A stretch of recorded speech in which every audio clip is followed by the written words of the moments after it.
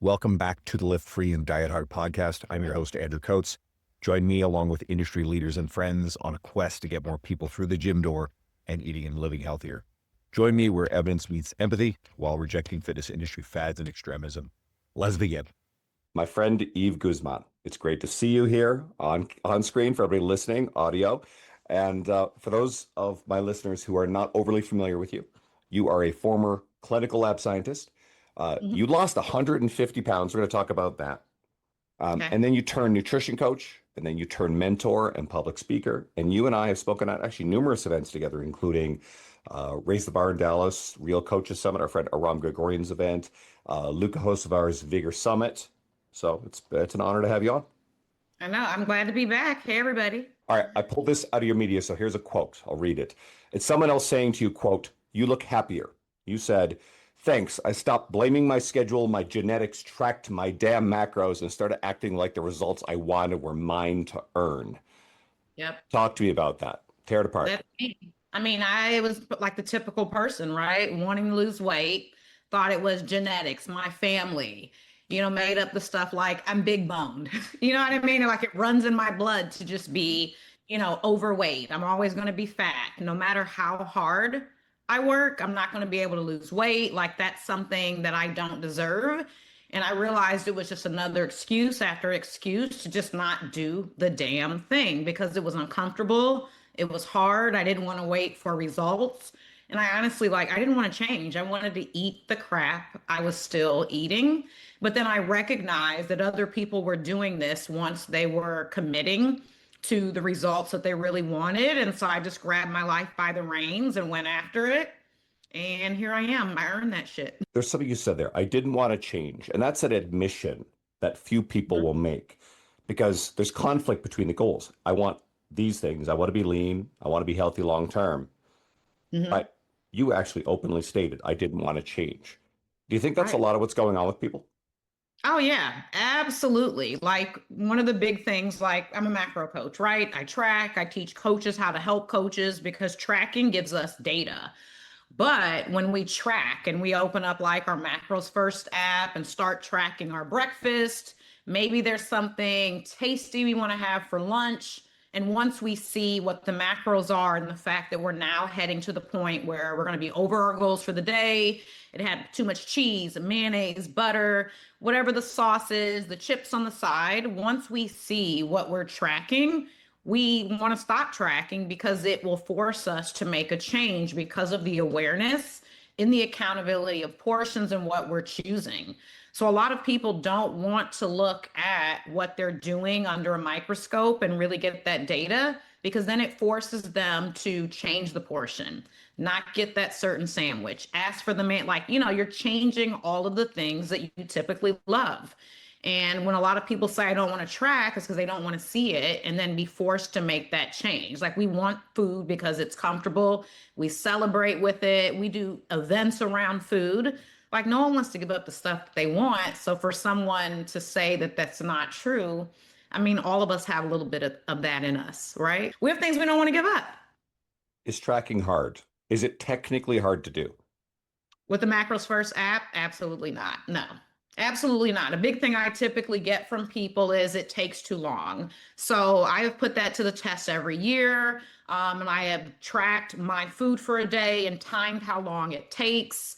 On the high end, it's 15 minutes of dedication every day to ensure that you're in your deficit, your build, or your maintenance to get the goals that you want.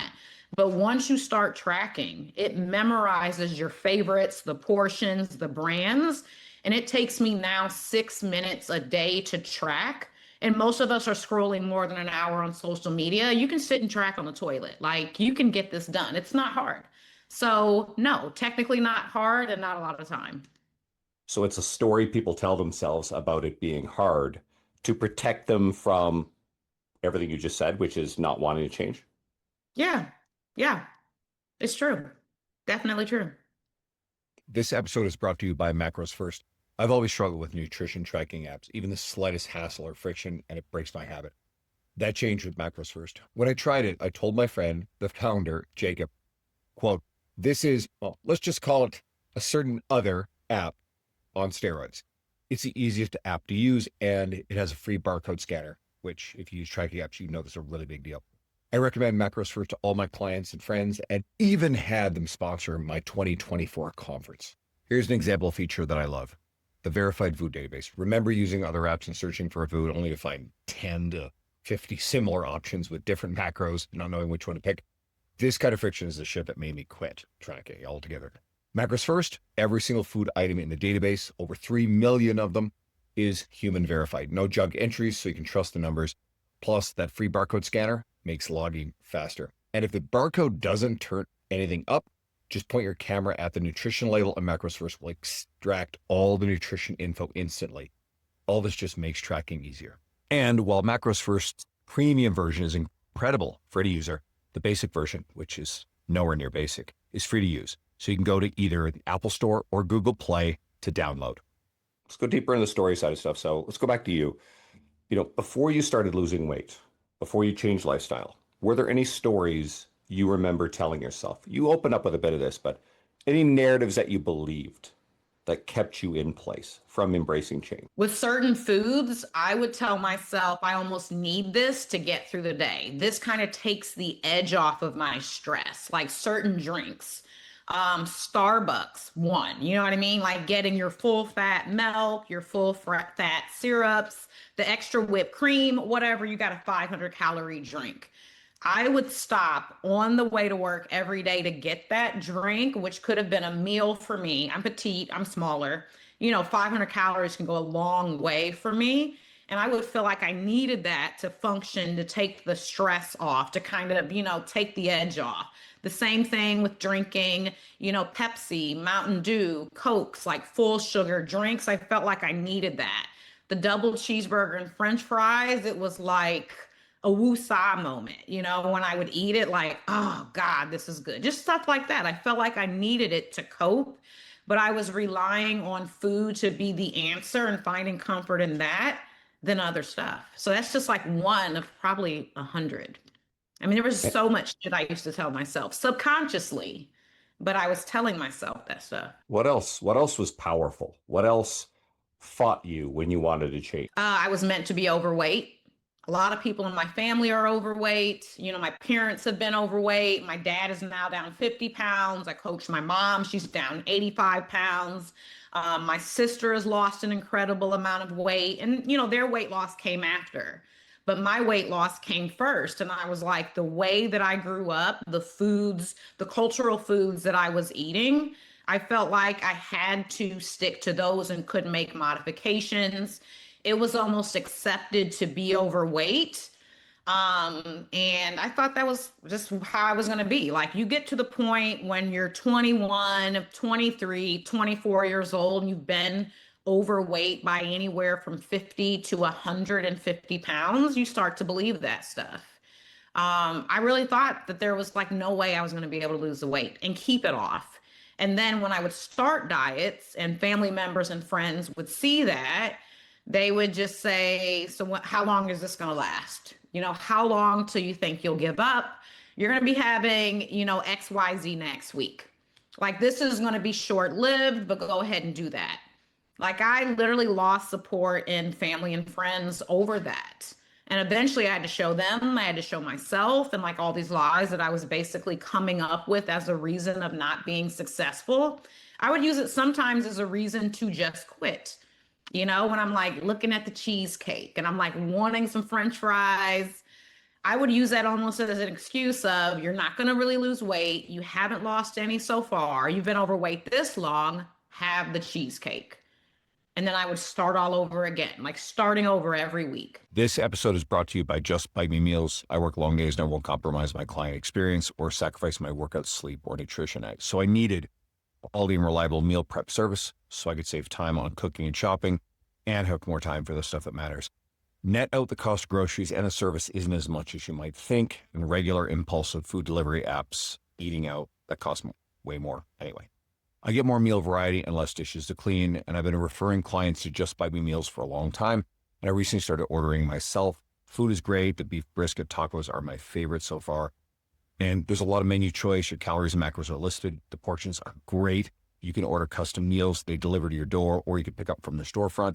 And I'm sorry to listeners outside of Alberta, but Just By Me Meals is currently just in Edmonton, Calgary, Grand Prairie, and Fort McMurray. Ordering from Just By Me Meals made my life easier instantly. And you can get 10% off on all your orders using my code, Andrew Coates Fitness, all caps, on their website. That's Andrew Coates Fitness, all capitals, or go to the link and the code in the show notes. Was any part of you hiding from the world, hiding from other people's expectations of you by staying in the body that you were in? Oh, yeah, absolutely. So, professionally, educationally, so like going through and getting, so I've got two bachelor's and one master's degree, and then a bunch of certificates that I got after I lost weight. And I'm board certified through the American Society of Clinical Pathology. It was holding me back even when I was going through, my professional education of like getting up and giving talks about genetic research that I was doing, because I was doing a lot of that back in the day. I initially turned down being an assistant to a professor to teach microbiology to nursing students because I didn't want to get up in front of, a class of nursing students talking about something related to health. And then here I am, 265 pounds. Like it really held me back in relationships. I hit all the time, and not losing the weight kept me out of the spotlight, but I knew that I could do more. Like I knew I could be a leader. I knew that I could potentially be an educator. I didn't even dream of going into management till I lost this weight. And you certainly sounded, and I know the answer to this, but were you qualified to do all these things at the time? Oh, yeah, absolutely. Absolutely. So it wasn't a question of qualification. It was you hiding from it. What scared you about these things? Probably being responsible for other people and not feeling like I looked the part. Like I thought I would be taken more seriously if I lost the weight, but then I also didn't want to lose the weight and then have to own up to these, standards that people were looking for me to be, even though I didn't know then that I was fully capable. I know that now. Then maybe a little bit, but I would just use it as an excuse of you're not good enough. And do you think this is what a lot of people face? Oh, yeah, absolutely. Like some of the biggest side effects of people losing weight, losing fat, even if it's only 10 pounds, it doesn't have to be 100 plus like me. But outside of them doing their check-ins with us and saying, I've got more energy, I'm losing weight, I feel good in the swimsuit, guys, I can take my shirt off at the pool, I'm not getting into the ocean with a t-shirt on. They're like, I actually applied for their promotion. Those were not things we were coaching them to do, but the confidence allowed them to do it. And we've had women put on their applications that they want to lose weight so that they can be respected more in the workplace and advance in their career, which is nuts. We know that if someone, that's why I asked the question the way I did, we know if someone's qualified, they're qualified. And we know that there's certainly a corner of our industry and broader who, fight for the recognition, and we'll use the word inclusion, of people who, let's call them, they're overweight but qualified for these kind of opportunities. But what you're saying is it's coming from your side. It's the person who may hold themselves back, and keeping the weight on can be a way from avoiding the responsibility, the discomfort. Yeah, absolutely. Yeah. Was it threatening to your identity to lose the weight? I don't know about threatening, but it was definitely a readjustment of like, who is this person? Because, eventually I became better. Initially, it was just kind of like I was in this in-between spot because I did lose weight at a pretty steady rate and I had body dysmorphia. I was still picking up extra large and double X shirts off the rack when I should have been picking up a medium, which eventually turned to picking up smalls. So it was sometimes hard to associate how I changed physically. And so it was like me catching up mentally with who I was seeing, even though the scale was saying 120 down, 130 down. So it was really hard to connect to the new person. But I don't know if I would use the word threatened. It was just like in a state of in between. Did it take time? It sounds like you sort of half answered this, but I want to take it further. Did it take time for your identity to catch up with your body? Oh yeah, it probably took a year, year and a half after the first 120 pounds. Like it took a minute. It was also shocking to me to see people's responses. People that would see me on, a more frequent basis, it wasn't as shocking. But if you hadn't seen me in 4, 5, 6 months, it was so shocking. And then the answers or the response I would get was, "Man, you've lost a lot of weight. Like, when are you going to stop?" Because it was such a drastic change for them.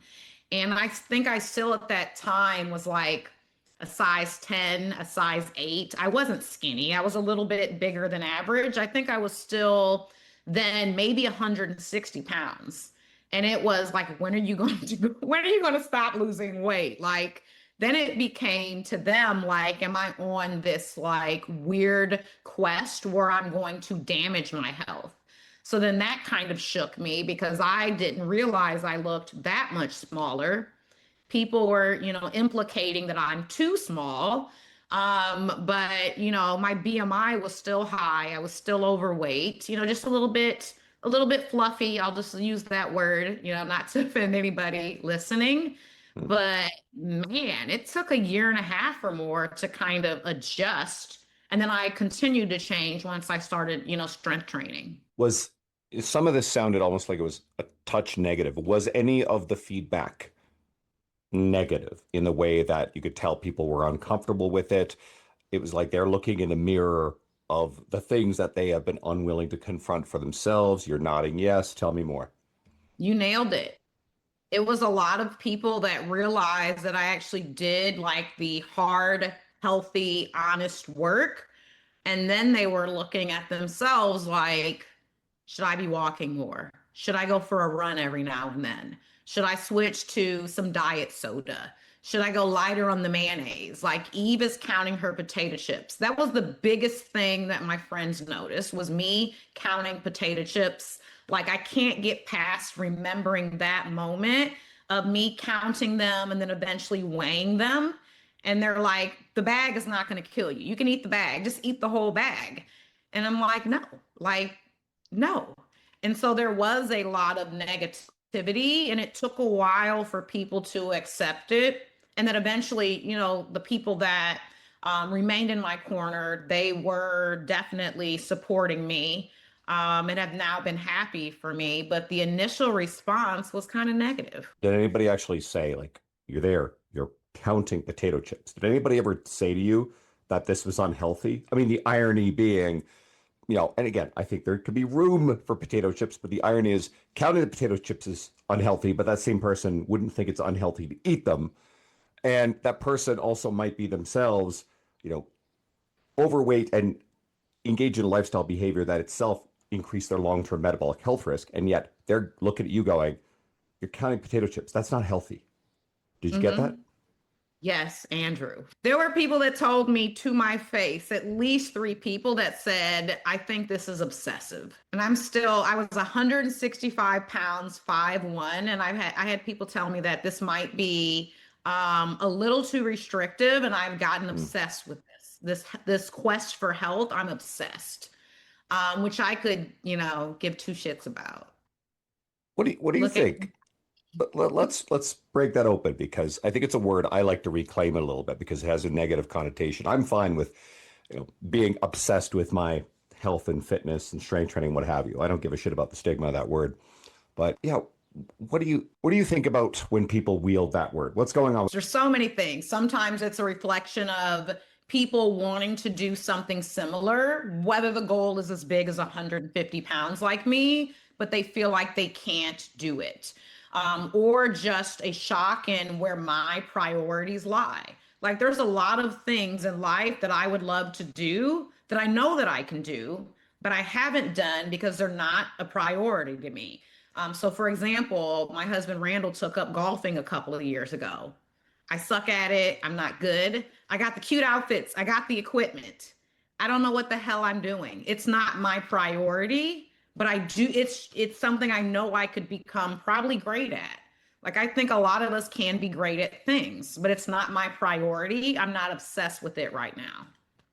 And that's okay. In all the change that you created and the people, you mentioned your family, how eventually they changed. Do you believe that you generated evidence that destroyed their stories that they told themselves about why they were stuck where they were? Because then they started saying, man, you're just so committed. You have so much willpower. I'm proud of you that you did it. I'm not there.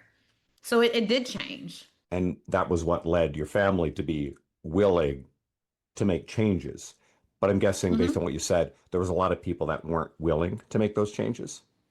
Yeah, still, they're comfortable. They love their comfort foods. Rolling out of bed on Sunday, going to brunch and, getting whatever they want, not counting it, going carb heavy that day, mimosas, whatever people love to Mhm. drink at brunch, but like they love that stuff. Or coming home, watching Netflix instead of, 45 minutes at the gym. Go walk after dinner, 10 minutes like around the block a couple times. Do you still, did you have fear? Do you still have fear of regaining the weight? I used to a little bit, not as much now. Like definitely after competing, it was a fear because I put my body through I did gain maybe 15, 20 pounds pretty quickly after competing, like over 8 months, and that was like a shock. But that was part of the process, right? I got down to 10% body fat. I prepped to get on stage. Like it was ridiculously, like truly restrictive. Not what I Mm. did, but that was restrictive.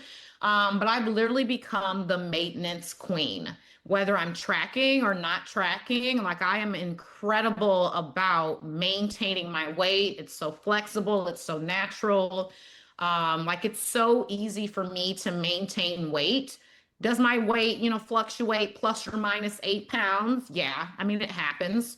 Probably tighter than that, maybe 6 pounds. But no, I don't think I ever see myself gaining more than 10 pounds of where I'm at right now. Like I For don't. I what? don't see it. But there was a time very early on, especially once you first lost the weight. I hear this from a lot of people who've lost the weight. And I mean, the way I look at it is yeah, you don't want to live in an existential state of fear, but if it's motivating enough to keep the behavior change, then maybe it's a good thing. How did you gain that confidence in like tactically mindset in being able to maintain that you now know and you trust, hey, I'm not going to let this slide? I had to make it like honestly less restrictive. When I first started losing weight, my list of foods was like pretty wide. If people are on video, my hands are wider. Mm. But then as I needed to make more tweaks to like hit my calories, eventually tracking, protein, because this was a little pre-macro era. So it was mostly calories and protein and fiber I was counting. But then when I realized, okay, you keep trying to squeeze a donut in and then you're still hungry, like let's taper back, let's get oatmeal, let's get different things. My list got smaller and smaller. As I lost more weight and I was getting closer to the half my size mark, which would have been 139 pounds down, that list got even tighter. So I'm taking some different types of breakfast foods out. Maybe egg whites are now coming in, but that list got smaller and smaller and smaller. And with a more restrictive list of foods, more of a tighter range of what my macros and calories were going to be. There was less wiggle room with weight, being able to go to events, all of that stuff. And so I had to find like an in between where I'm eating enough things that are like inherently good for me, healthy, high quality foods, full of nutrients, but also being able to balance fun stuff. Because I noticed back in the day, I would have this approach of, yeah, I can fit a donut into my macros, but I can only have it if I hit this goal. I can only have it on Friday. There was always an if. And then if I didn't meet the if, then it was like also this mental, this diabolical thinking of like, God, I didn't hit the goal. I can't have it. But I had to get to a point where that food list had to widen back up again to make it easier for me to maintain. So for me, a lot of the foods I eat, whether I'm out or at home, they're very, very similar. And so when I do pick something off the list, I'm not going to have a bunch of, crazy fluctuations in my weight, crazy fluctuations in how I feel, how I look. But I had to find that middle ground where I could still maintain my weight, whether I was tracking or not tracking. I think so many people are all the way in or all the way out, and it makes it hard to maintain such a huge transformation like that. Do you ever miss the old way you used to eat and the way you felt walking around in a heavier body? As soon as you said that, the double cheeseburgers came back in my mind. Like Yeah. I loved McDonald's double cheeseburgers.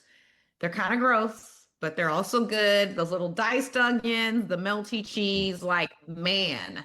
So theoretically, thinking about those foods, I miss them. But once I eat them, I feel like shit. Like Mm. immediately, I feel so bad, indigestion. I just feel, weighed down.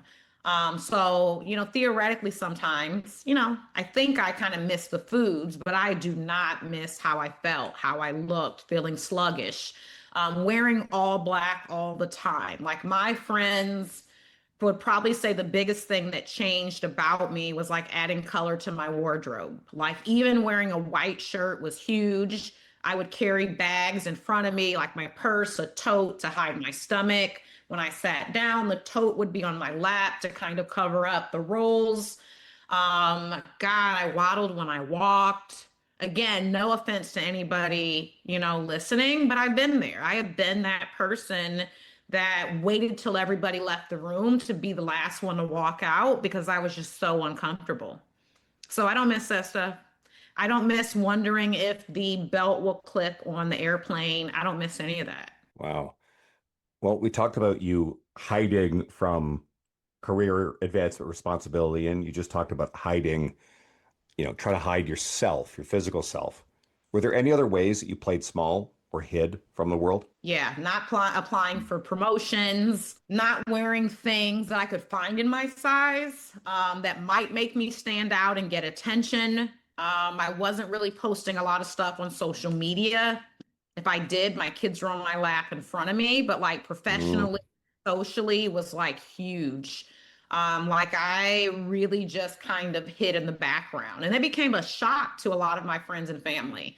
So, once we eventually built this business and I started public speaking, I believe in like 2017, they were like, who is this person? They had like no idea. They had no idea of what I was capable of because I was always hiding. I mean, I was always the chubby, smart, nerdy girl. That was it. That was me. The cute, chubby, smart, nerdy girl. Were there things that you actually missed doing, you stopped yourself from doing because you hid? And, the proverbial like not having the photos of those eras. I mean, it sounds like you have some, but is, yeah, did you just not go and whether it is get in the water and enjoy time with kids? Did you ever hold yourself back from that kind of stuff? Oh yeah, all the time. I would get to parties that had pools late and act like, it's too late to get in, everybody's getting out too soon. Or I would wear a huge cover up and get in the pool with it literally floating around me so that I could get in. I remember always having the cover up on the edge of the pool. I would wait to get out when no one was looking and literally put it on before I was, all the way out of the water. I do have limited photos of myself when I was that large. I've got maybe 20, 25 photos, which is insane because I probably take 20, 25 photos of things for my business, social media, whatever, in 4 or 5 days a week, let alone 20, 25 photos. So many things, so many photos. I'm not even in photos with my kids. Just nuts. Or kid because it was my daughter, not so much Mm. my son. As you saw all these changes, how was your experience with food noise? We talk a lot more about this now. I recently had Dr. Spencer Nadolsky on. There's a big episode on food noise, Jeb Stewart Johnston. And we hear this a lot, especially because of the popularity of Ozempic, because you lost the weight Mhm. pre-Ozempic, correct? You've never used Ozempic, correct? Correct. Okay. So, yeah, did you have more challenge with food noise, appetite upregulation? And did that ultimately change? Did the change in the quality of food affect your appetite signaling? So I'll say this, because like, yeah, this was definitely pre, all of these shots and things like that. When I first started losing weight, it was about 17, 18 years ago. And my food noise that I was having was like the planning of all of the foods that I was eating throughout the day. I used to have a calorie consumption that was so high. Like I Mm. used to eat so many calories that I wasn't aware of. And so most of my noise was, am I going to be full enough as I'm thinking about what I'm planning throughout the day? And then to be honest, like sometimes I still have that. Like that's one thing, and a lot of people won't admit that, but that's one thing I still have. If I go into a deficit, am I going to be hungry? Like that was a thing for me, because I was used to back then eating out of habit, of like boredom, or this is the time I typically have an extra snack. Oh, a snack would go good with watching Netflix. Let me get some popcorn and etc. You just have moments like people will say, gosh, a beer would go great with this, a Coke would go great with this. Even my husband was like, man, a nice cigar right now. Just very behavioral things. I did have a lot of that. But it was almost like reassuring myself constantly that I'm eating enough food. If you're eating whole, dense food, you're getting protein and fiber, you're going to be full enough, like you're going to be fine. So that was kind of more of the food noise for me of like planning and structure, not so much of the food noise of I want to have this, I'm craving this, and I'm thinking about food all day long. It was a little bit different. But some of the things that definitely helped were making sure that I was having more meals that definitely were full of more volume. But I know food noise is like a huge thing for people. A little bit different than mine, but I know that's like a major factor when people are like trying to stick to the plan. I hadn't thought about this before, but is there an element of now it's become, because I never even heard about food noise probably like since 2.5 years ago. So now that everybody kind of recognized it, I think a lot of people are like, yeah, yeah, yeah. Never knew how to explain this, but that's it, right? It's this nebulous thing, but you know what you mean. But can it become just another reason why people say they can't do it? I'm not I think so. diminishing it. I'm not diminishing it because I know it's powerful, but tell Yeah, more. I think so. I think it can be that. You'll definitely hear like that feeling or that term with people that have struggled with emotional eating, even with disordered eating, which hasn't been me. I was just a comfort eater. Like, I'll just be honest. Like, it was comfort. It wasn't really, really hard to change for me once I didn't have structure. But I can't fully understand the people in that category because I've not been there. Like, I Mm, don't have those feelings. I don't have those emotions. I don't have that mm. lived experience. But I can see that that could potentially be something that could be a hurdle for people. How do you now deal with hunger? I mean, you've already talked about eating, you know, more nutrient dense food, like more filling food. But what else? Like when you experience hunger, maybe it's the end of the day, what do you do? What do you tell yourself? First thing I go is, are you truly hungry? Do you want more food because you're bored? You're thinking about a snack that you know you have in the pantry, the drawer, whatever. I also will go, are you hungry or are you dehydrated? And that one is huge. A lot of Mm, people really confuse hunger with dehydration. And so I'll check myself and go, how much water have I had? Have I hit my goal? I'll even look at my fiber and things like that for the day, but it's always a pause and think for me. It's a pause, think, question myself, answer, and then I make the decision. But it typically comes down, why do you want this? Are you dehydrated? Do you really need this? And there's days where I'm like, yeah, I really want it. I'm mostly in maintenance, so if I want it, I'll work it in, I'll have it. I might go a little bit over. But if I'm really working on a goal, like I have to just be honest with myself. I could not pause before. It took a lot of practice.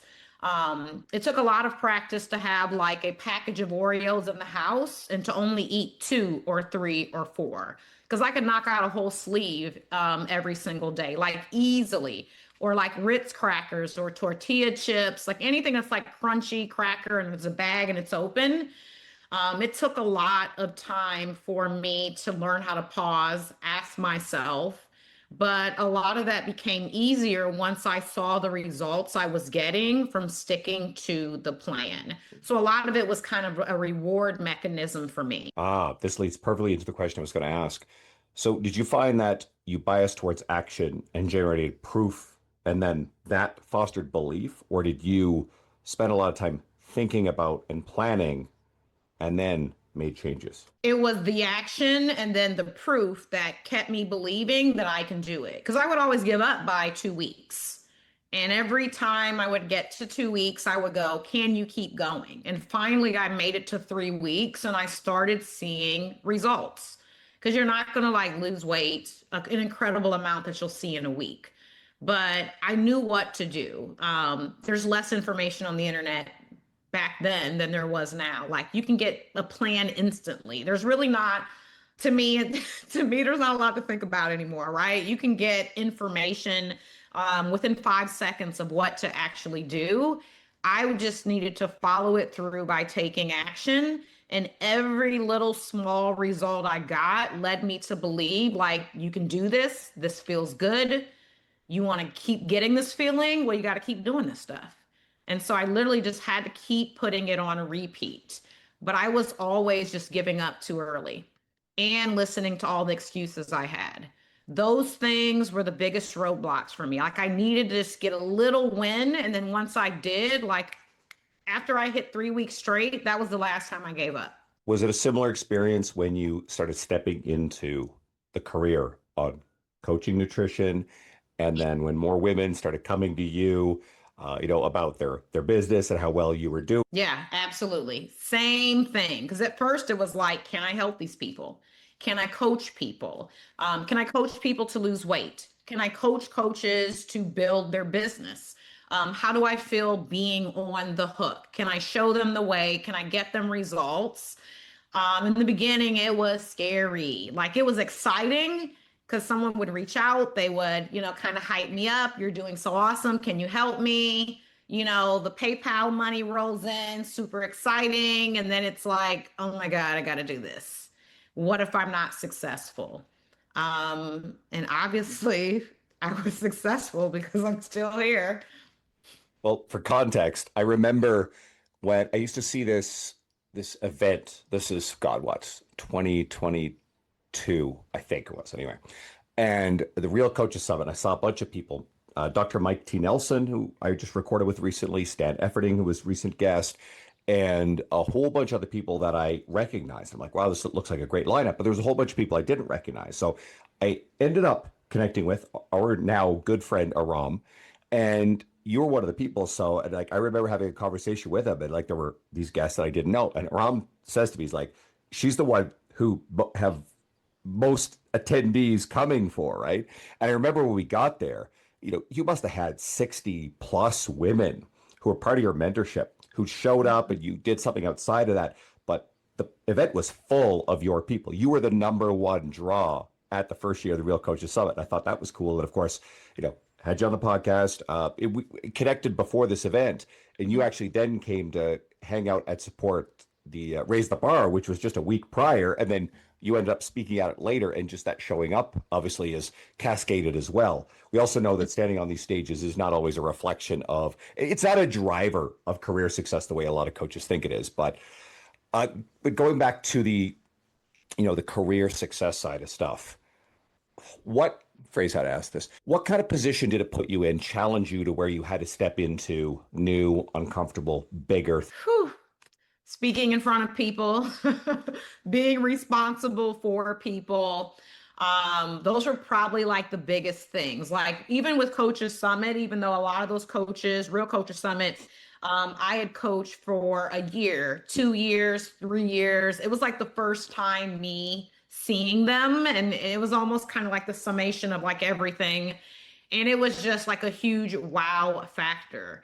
But it was definitely challenging becoming a leader, becoming more well known in the industry, because I was kind of like in my own little niche, right? Like I'm not somebody that has to prove anything to other people. I kind of just rock and roll in my own lane. A lot of people know of me, a lot of people don't know of me. But I also just really march to the beat of my own drum and don't feel like I have to do things to be like other people. I don't feel like I have to have your stamp of approval.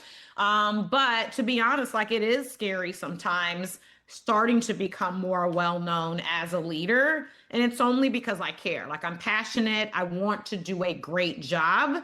But I would be lying and saying, oh, this is just so natural. It's so easy. But I think about all the lives that I've changed, like how many coaches I have helped, create full-time incomes, being able to do amazing things for their family, their careers, their lifestyle. And so all the nervousness and all the little hangups I have, like that stuff is totally worth it. So worth it. Let's go back to some of the tracking basics. What usually happens when someone starts tracking their nutrition? They have no clue how many calories they're eating. Like immediately they're shocked. I can't believe this is in this. I can't believe this has this many grams of fat. I can't believe how low I am in protein. I thought I was going to have 20, 25 grams of fiber easy on the first shot, and I had 11 grams of fiber. It's a shock.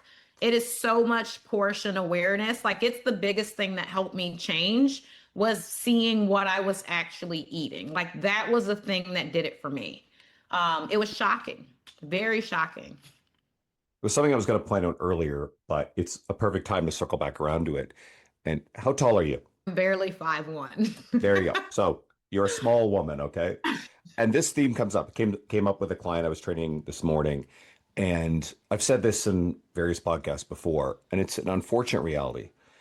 We live in a world, nutrition, obesogenic environment, food marketing, food engineering, etc., that is making men my size obese.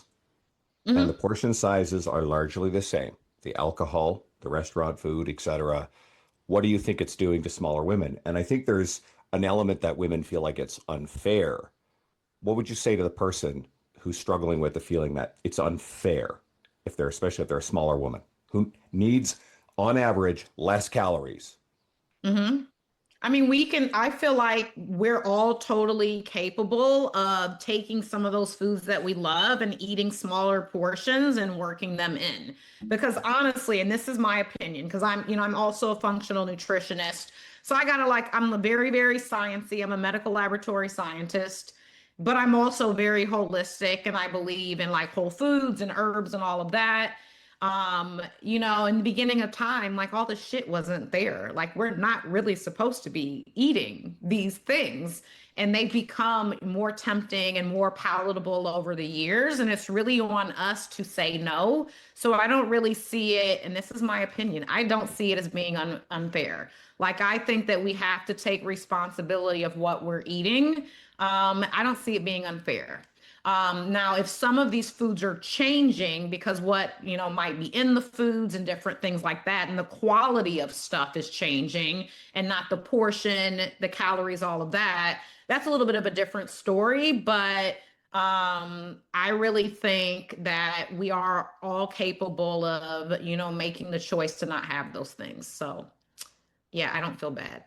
And I'm one of those people. I am a petite person. What do people struggle with most with tracking? What are the big obstacles, the technical obstacles? I think fitting what they want to have into their macros, because I think a lot of people go and buy things that have multiple ingredients in them right when they start tracking. And it's really hard to track a big casserole the very first week of coaching, tracking a pot of chili, tracking things that aren't like single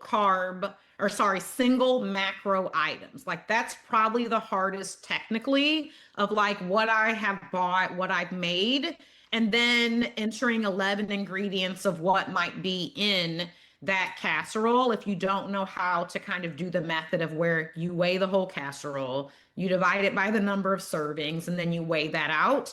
But I think people want so much food variety right when they start.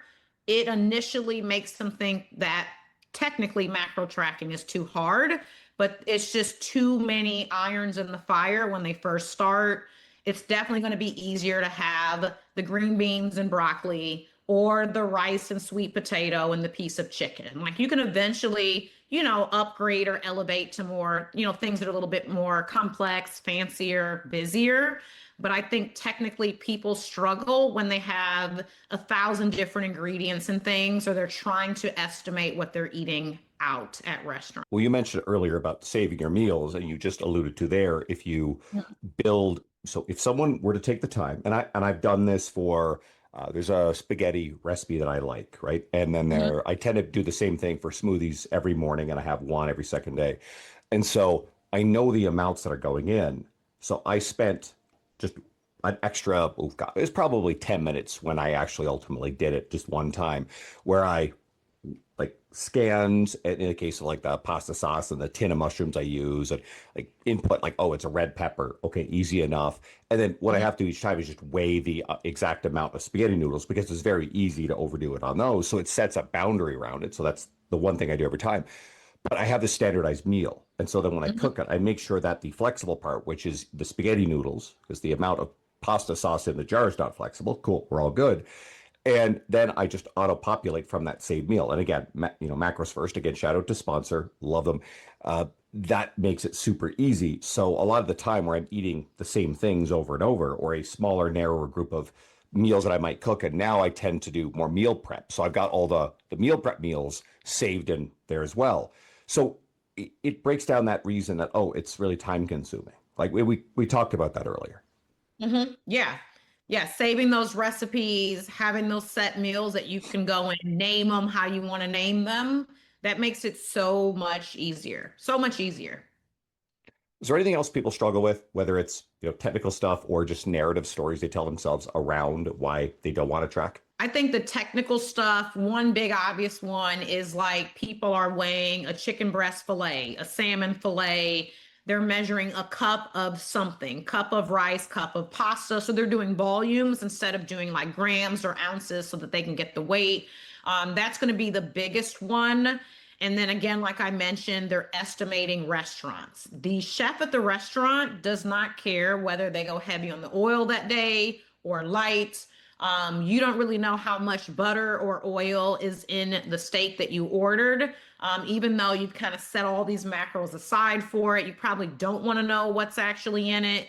Those are the things where people are like, I'm doing everything right, but I'm not losing weight. But there are like hidden calories when we can't fully track an item and we're making a bunch of estimations. So that's probably another big one too. Okay. I think that's a really good place to end things. I think there's a lot in there, and I'm hoping just your story has a lot of emotional resonance, and a lot of people are kind of sitting there going, oh, that's me. And I hope we evoke that. So everybody can follow you on Instagram at Eve Guzman Official.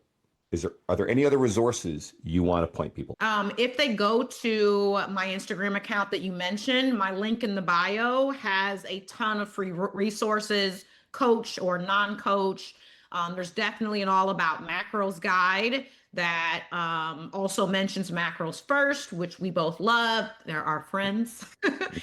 It tells you how to track everything. And there's a how to track macros guide, and even some client checklists for coaches with things that are surrounding macros. So tons and tons of freebies when you guys go there.